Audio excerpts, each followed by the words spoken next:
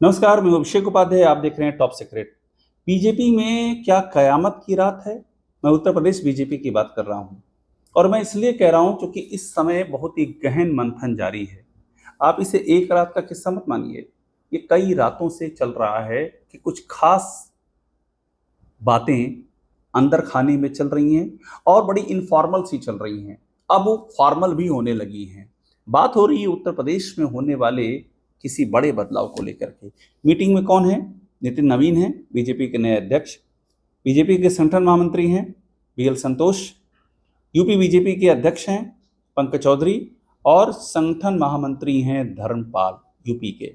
अब ये चारों कैरेक्टर का आप देख लीजिए तो आप मान लेंगे कि यूपी बीजेपी में जो भी होगा वो फाइनल खांचा यहां से बनेगा। खांचा की बात कर रहा हूं, मुहर कहीं और से लगेगी। मुहर तो लगेगी, आप कहां से आपको अंदाजा होगा, वो एचएमपीएम के लेवल पर लगी, लेकिन एक खांचा तो बनेगा ना। पहले उस खांचे पर फाइनल डिसीजन होगा ऊपर।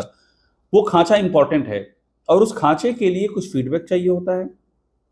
फीडबैक के लिए विनोद तावड़े हाल ही में उत्तर प्रदेश गए थे, उन्होंने फीडबैक लिया है। उन्होंने बीजेपी के तमाम स्टेक होल्डर से बातें की हैं कि यूपी बीजेपी में क्या किया जाए। हमारे सोर्सेज बताते हैं कि दिल्ली में इंप्रेशन ये है कि यूपी में एंटी इनकम्बेंसी लीडरशिप को लेकर बहुत ज्यादा है। मतलब योगी आदित्यनाथ को लेकर के एंटी इनकम्बेंसी बहुत ज्यादा है। ऐसे में जरूरत क्या है? जरूरत यह है कि कोई ड्रेस्टिक बड़ा कदम लेने की जरूरत है। उसको कैसे ठीक किया जाए? आमतौर पर कहते हैं कि एंटी इनकम्बेंसी सरकार के खिलाफ होती है तो सरकार की शक्ल बदल देते हैं, लेकिन जब एंटी इनकम्बेंसी सरकार के मुखिया के खिलाफ हो ज्यादा और सरकार के खिलाफ कम दिखे आपको, तो इसका मतलब यह है कि आपको टॉप से बदलाव करना है। अब आप सोचेंगे कि ऐसा कैसे हो सकता है कि एंटी इनकम्बेंसी लीडर के खिलाफ ज्यादा हो और मुखिया के खिलाफ और पार्टी के खिलाफ, सरकार के खिलाफ उतना ज्यादा ना हो। ये तब होता है जब मुखिया ही सरकार होता है, यानी कि सरकार पूरी मुखिया के आसपास केंद्रित हो जाती है, वही सारे फैसले करता है, उसी की चलती है। थाना पुलिस कचहरी सब उसकी सुनते हैं। कहीं भी सुनवाई किसी न विधायक की हो पा रही है, न सांसद की हो पा रही है। अब विधायकों की लाचारी भी दिखती है। मंत्री खुद बैठ रहे हैं धरने पर, विधायक खुद हाथ खड़े कर रहे हैं, रो रहे हैं, छटपटा रहे हैं, चिट्ठियां लिख रहे हैं, कोई सुनवाई नहीं हो रही है। तो ऐसे में सरकार की एंटी इनकम्बेंसी उस लीडर में आ जाती है जो पार्टी को लीड करता है, जो सरकार का मुखिया होता है। यहां पर वो योगी आदित्यनाथ है। और ऐसे में ये बार बार बीजेपी को लेकर मीटिंग क्यों चल रही है? आप ये भी तो सोचिए। अगर ये सिर्फ छोटा सा विस्तार होता, 6 सीटें खाली हैं, अगर उन्हीं 6 सीटों पर विस्तार करना है तो फिर क्या चिंता है, वो विस्तार हो जाएगा। उत्तराखंड में भी 5 सीटें खाली थी, वहां विस्तार हो गया। बीजेपी में ये 6 सीटों का विस्तार क्यों इतने लंबे समय से टिका, ये अटका हुआ है? ये बात कब की पेंडिंग है? ये बात 2024 के जून से पेंडिंग है, जब नतीजे आए और नतीजे में बीजेपी यूपी में 33 सीटों पर सिमट गई। तब से ये था कि बीजेपी में कोई बड़ा बदलाव किया जाना है, तब से ये चर्चा थी और उसको लगातार टाला गया, टाला। इस बीच में गुजरात में बदलाव हो गया अक्टूबर 2025 में, इस बीच में उत्तराखंड में बदलाव हो गया, नए वहां पर मंत्री जोड़ दिए गए, पर यूपी वैसा का वैसा ही रहा है। जबकि यूपी में चुनाव है, 27 सामने है, तो यूपी को क्यों रोका गया? सोर्सेज बताते हैं यूपी में इसलिए रोका गया कि यूपी में कट नहीं लगाना है। जो कट होता है, यूपी में सर्जरी की जरूरत है।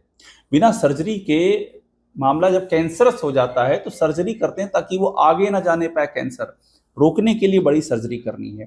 अब जो रात में मीटिंग चल रही है, मैंने 4 किरदार बताए, यहां पर क्या चल रहा है ये जानना बहुत जरूरी है। हमारे सोर्सेज ये कहते हैं कि एक बेसिक रिपोर्ट तैयार हो चुकी है।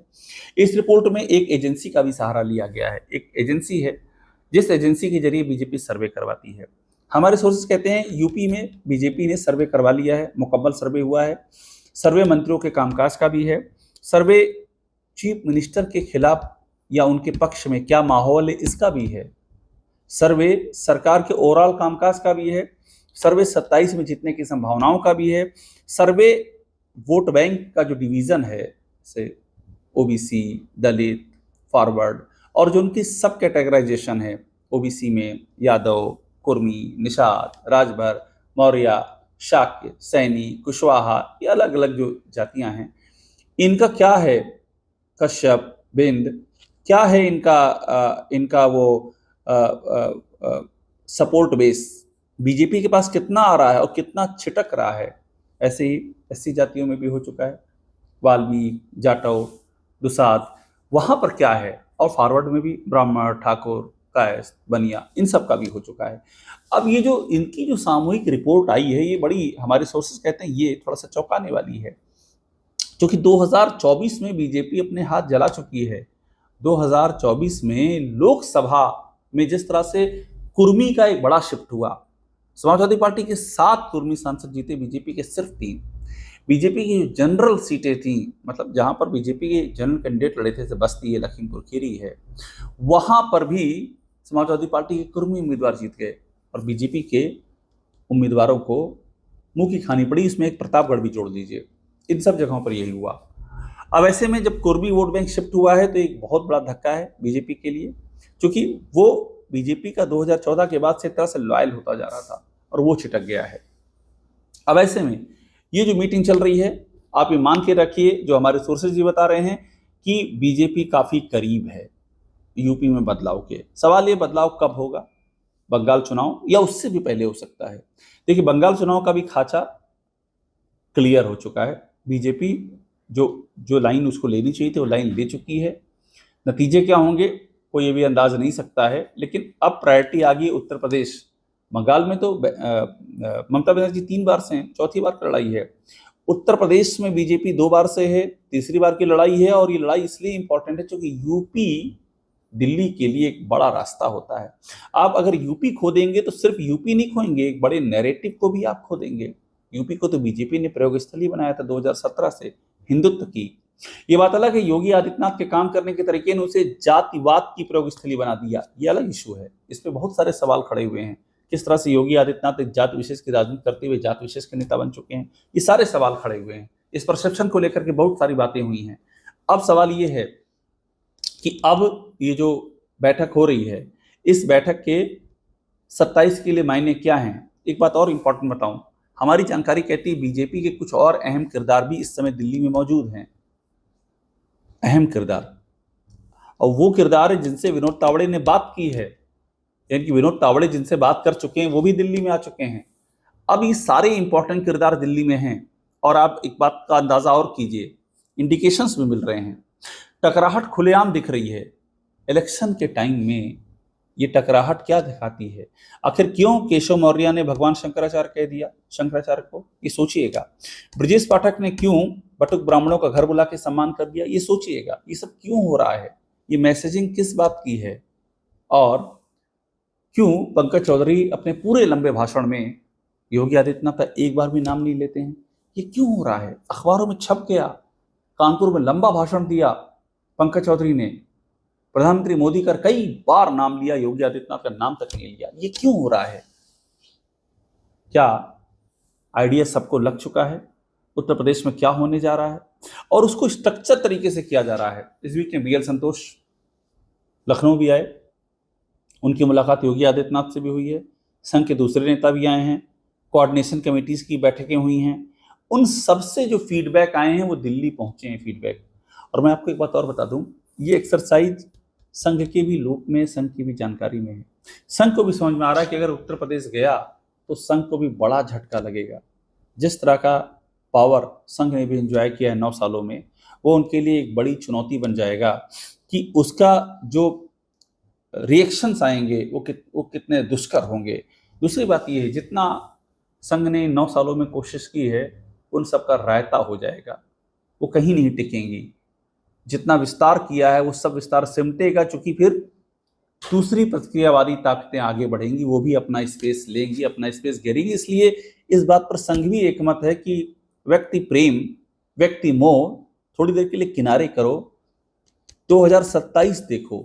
अगर 27 हाथ से चला गया तो व्यक्ति मोह का कुछ नहीं होगा, क्योंकि जो भी वहां बैठेगा वो संघ के लिए वही फैसिलिटेट कर देगा जो वर्तमान में चल रहा है। ये एक मान्यता है। ये हो सकता है कि अभी जो चल रहा है उसमें और भी स्टेक्स हों, सिर्फ फैसिलिटी ही मुद्दा ना हो, सिर्फ सुविधा ही मुद्दा ना हो, कुछ इमोशनल कनेक्ट भी हो गया हो। इमोशनल कनेक्ट किस आधार पे होता है? क्या इमोशनल कनेक्ट भी का जो आधार होता है वो भी समुदाय विशेष का होता है, वर्ग विशेष का होता है, जात विशेष का होता है? ये सारे सवाल खड़े हो गए। संघ इस समय चक्रव्यूह से घिरा हुआ है। ऐसी स्थिति संघ की उत्तर प्रदेश में आज है जो पहले कभी नहीं हुई थी। संघ पर नानाजी देशमुख का बैकग्राउंड है, संघ का जो जिस तरह संघ ने यहाँ काम किया है। रज्जू भैया का बैकग्राउंड है, रज्जू भैया सरसंघ चालक, नानाजी देशमुख सरस्वती शिशु मंदिर की स्थापना करने वाले, जिन्होंने अपना जीवन संघ के लिए समर्पित कर दिया, कभी कोई पद नहीं लिया। 1977 में जब सरकार बनी जनता पार्टी की, उनको मंत्री पद ऑफर किया गया, उन्होंने ठुकरा दिया, नहीं चाहिए मुझे। वो संघ का बैकग्राउंड है। और आज संघ के अपने पदाधिकारी भी सवालों के घेरे में हैं। वो कहाँ जा रहे हैं? निर्णायक जो पदाधिकारी हैं यूपी के, आखिरकार वो किसके साथ में हैं? सवाल उठ रहे हैं उस सत्ता के साथ किस तरह से अलाइन हो चुके हैं। अभी हाल ही में एक बैठक हुई कानपुर में, वहां अखबारों में छपा, संघ के अपने कार्यकर्ताओं ने कह दिया कि हमारी कोई सुनवाई नहीं है। क्या कर रहे हैं संघ के बड़े पदाधिकारी? क्या ये दिल्ली तक, नागपुर तक ही फीडबैक नहीं जा रहा है? एबीवीपी को डंडे पड़े, कोई एक्शन नहीं हुआ पुलिस वालों पर, ये नागपुर को नहीं पता चला। बीएचपी और बजरंग दल को लाठियां पड़ी, ये नागपुर को नहीं पता चला। ये तमाम सारी बातें हैं, ये बातें भी नोटिस में हैं। तो इसीलिए इसमें दो राय नहीं है कि योगी आदित्यनाथ के प्रति संघ में एक तबके का ठीक ठाक सॉफ्ट कॉर्नर बताया जाता है। और उसमें उत्तर प्रदेश से जुड़े हुए किरदार भी इंपॉर्टेंट है, जिनका योगी के लिए बहुत ही ज्यादा सॉफ्ट कॉर्नर की बात कही जाती है। लेकिन सवाल सिर्फ योगी का ही नहीं है, सवाल तो है यूपी की सत्ता का। यूपी की सत्ता नहीं रहेगी तो फिर योगी क्या करेंगे? योगी आदित्यनाथ का तो सबको चेहरा याद है कि जब प्रतिकूल परिस्थितियां होती हैं तब योगी क्या करते हैं। जिस तरह संसद में योगी फूट फूट के रोए थे, वो तस्वीर आज भी दिमाग पे चिस्पा है लोगों के। आज तो पावर है, ताकत है अपने साथ में, फुल जय जयकार करने वाली लॉबी है, पॉलिटिकल फोर्स है, हिंदू या वानी है ही है वहां पर, पुलिस सबसे बड़ी पावर पुलिस की है। तो जो भी योगी के खिलाफ कुछ बोलता है उसको किसी भी कोने में टांग लिया जाता है। केशव मौर्य के खिलाफ कुछ बोले, नो एक्शन। ब्रजेश पाठक कुछ ही बोल दे, नो। यहां तक कि योगी तुझसे बैर नहीं, मोदी तेरी खैर नहीं जैसे नारे यहां लग गए और उस पर भी कोई एक्शन नहीं हुआ। सिर्फ योगी आदित्यनाथ के इर्द गिर्द ही सारे एक्शंस होते हैं। इस कदर पावर है योगी आदित्यनाथ के पास। मगर ये पावर नहीं रहेगी तब योगी आदित्यनाथ का पॉइंट ऑफ व्यू क्या होगा, तब उनका आउटलुक क्या होगा? वो तो फूट फूट कर रोए थे जब संसद में, जब विपक्ष में थे। तो इसका मतलब है कि योगी के अंदर भी ये डर है, उनकी समर्थक लॉबी के अंदर भी डर है कि वो रिएक्शन आएगा। अपनी सरकार अगर दोबारा लौटती है, कोई और चेहरा होता है तो कम आएगा तब भी, क्योंकि कहा जाता है कि अति हुई है इन 9 सालों में, तो तब भी आएगा। लेकिन अगर सरकार चली जाती तो फुल स्केल में आएगा, वो कैसे संभलेगा? इसीलिए ये मीटिंग बहुत महत्वपूर्ण है और ऐसा माना जा रहा है बीजेपी यूपी को लेकर किसी महत्वपूर्ण निष्कर्ष पर पहुंच चुकी है। सिर्फ उस निष्कर्ष को इंप्लीमेंट करने की टाइमिंग का सवाल है। ये टाइमिंग का सवाल इस जो बैठक रात में चल रही है इनके पास तो नहीं है, लेकिन हाँ, यहां से एक खांचा बनेगा, मोहर लगेगी फाइनल टॉप 2 से, और वही मोहर अंतिम मोहर होगी। संक्षेप में और निष्कर्ष में ये समझिए, बीजेपी में ये कयामत की रात है और कयामत की रात एक बहुत बड़े बदलाव की पूर्व सूचना होती है। टॉप सीक्रेट देखते रहिए, इसे लाइक कीजिए, इसे आप सब्सक्राइब जरूर कीजिएगा और अपने जानने वालों में, मित्रों में, सहयोगियों में इसे जरूर साझा कीजिएगा।